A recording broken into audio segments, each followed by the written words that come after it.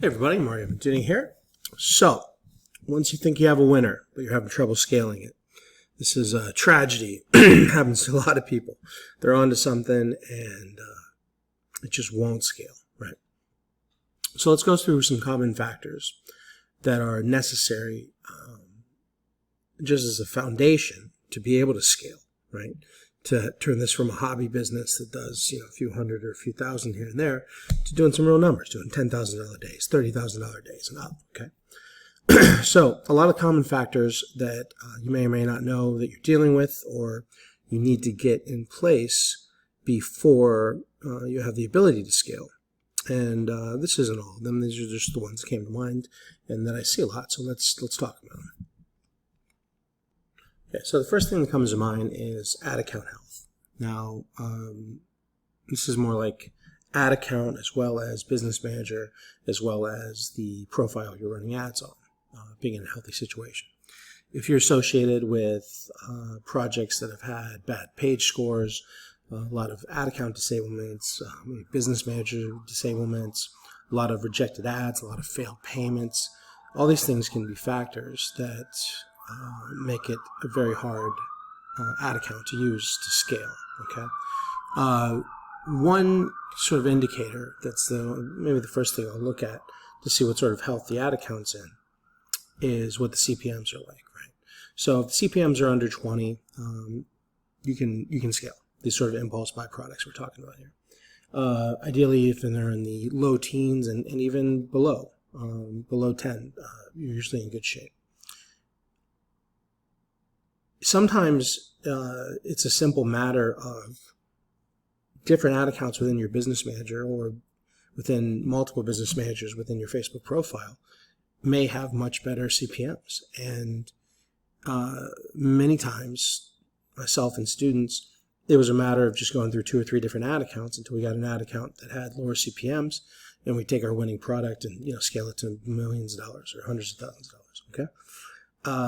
Recently, I had a student, his first ad account for the first month, the CPMs were 35 or 40.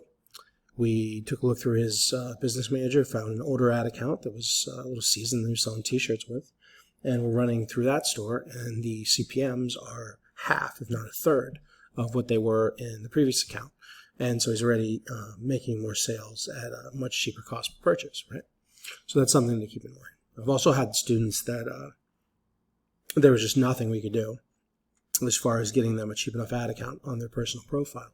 And, some of the solutions that were to use family members and things like that. But I don't want to go too deep into that. Okay. So you need good ad account health. To make some real money, you're probably going to want to have a daily spend it and limit increase. You'll usually get up to about 5,000 daily spend on an account just by your threshold going up as you spend more and more money. You want to at least be at that 5,000, and to get to that 5,000, oftentimes, an ad account might start with a $50 daily spending limit, and the more successful payments you have, and the longer you have the ad account, it'll just sort of naturally bump up to 75, 250, a couple thousand, right? But once you get to 5,000, you're going to need to reach out to them and chat and ask for more money, right? Because a lot of times with the Shine On products, for events like Mother's Day or Father's Day or something like that, or Valentine's Day, you'll make all your money in the week right before the cutoff date. So you want to be able to, spend a ton of money, especially if the ROAS holds as you scale, to ride that kind of momentum. Students come to me and they have a goal of making extra $50,000 or $60,000 in a year. And so they're like, I want to make $5,000 a month. I'm like, well, that is like 100 times more challenging than making that whole 50 or 60 grand in a week or a month, right? Because, we want to find a winner and we want to maximize it. And, that's a golden nugget right there for you, okay?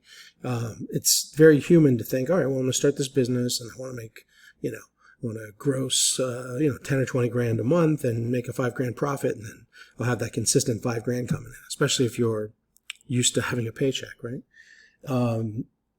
The reality is you'd have to have so many just evergreen winners, do so much work just to make that 5,000. I mean, much easier to make that in a day than it is to make it in a month, frankly, right? Okay, so you have to have your ad account ready to scale. You want to verify your business manager. I've had plenty of students that didn't verify their business manager, and they get to the point where they're scaling something, and then the business manager gets disabled for verification. And this happens in Q4 when the tickets are way backed up, and they're just sending in tickets every day. They're sending in their paperwork, and it takes forever to get it back. And, weeks or a month later, they get it back, and, God, they missed out on hundreds of thousands of dollars in sales, right? So you want to get ahead of that and have your business manager verify. You want to have enough credit to scale, okay? Like I said, you're going to make most of your money in a short period of time. Not everyone does it like that. I mean, we had a recent winner in, July and August that, $250,000 over the course of a month and a half, right? So, it's an evergreen type product. So you have your evergreens, but the momentum of something like Mother's Day to do that same 250,000 is like way easier. You're going to have to test a lot less stuff. It's going to be a lot easier to maintain a profit margin if you just crank this thing up to $10,000 to $50,000 days and bring in all that profit in a week or two. Okay, so you want to have enough credit to scale. Ideally, you don't want to be changing your credit card or just Facebook payment information as you're scaling. It can trigger a automated suspicious behavior ad account ban. And then you have to, just because you've changed it to a different credit card, or God forbid you change it to PayPal, don't pay with PayPal. PayPal, for your Facebook ads, has a really high rate of getting ad accounts disabled. Okay. They'll often withhold payments. You have a bad payment history. It's an absolute mess to go with PayPal. Although some people have been lucky with it, I've seen consistently over hundreds of people, it's a problem. Okay. The age of the business in Facebook's eyes, like if you're a known quantity, the algorithm's going to let you scale and let you win more auctions and let you spend more money and win auctions at a higher spend than a newer project, right?